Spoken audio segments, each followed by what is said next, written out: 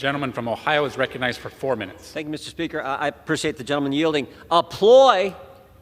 It's not a ploy when the Department of Justice treats parents as terrorists, moms and dads who are simply showing up at a school board meeting to advocate for their son or daughter.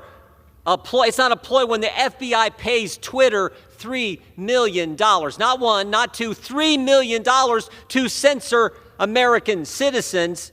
It's not a ploy when the Department of Homeland Security tries to set up a disinformation governance board, because we all know that the Department of Homeland Security can tell what's good speech and what is bad speech, what's I mean, you got to be kidding me. I tell you what, dozens of whistleblowers who've come talk to Republican staff on the Judiciary Committee don't think this is a ploy. That's why they came to talk to us. They know how serious this is. The former Democrat chair of the Judiciary Committee is in the press today saying we're going to fight this tooth and nail. This is political. But meanwhile, the former Democrat chair of the Intelligence Committee pressured Twitter to censor a journalist. You've got to be kidding me. This is the most important. This is about the First Amendment, something you guys used to care about. And I'd actually hoped we could get bipartisan agreement on protecting the First Amendment, the 5 rights we enjoy as Americans under the First Amendment. Your right to practice your faith, your right to assemble, right to petition the government, freedom of press, freedom of speech. Every single one's been attacked in the last 2 years.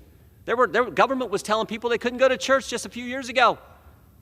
Your right to assemble, your right to petition the government. The Democrats kept the Capitol closed. You couldn't, as a citizen, couldn't come to your Capitol that you pay for to address your member of Congress, to redress your grievances, because Nancy Pelosi wouldn't let you in. Freedom of the press, I just told you what the head of the Intel Committee tried to do to a journalist.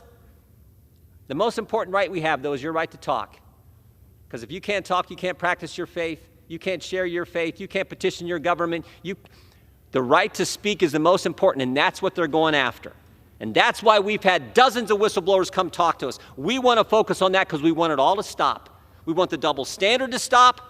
This idea that if you're a pro-life activist, you're going to get your door kicked in, you're going to get arrested and handcuffed in front of your 7 kids and your spouse for simply praying in front of an abortion clinic and telling the guy who was harassing your son to knock it off. You're going to have the FBI raid your home. But the protest that went on, at Supreme Court justices' homes in the aftermath of the leak of the Dobbs opinion, no problem there. Americans are sick and tired of it. And what we want, we don't want to go after anyone. We just want it to stop. And we want to respect the First Amendment to the Constitution that the greatest country in the world has. That's what this committee is all about, and that's what we're going to focus on. That's what we're going to do. And I yield back to the gentleman. Appreciate him. The gentleman yields. The gentleman from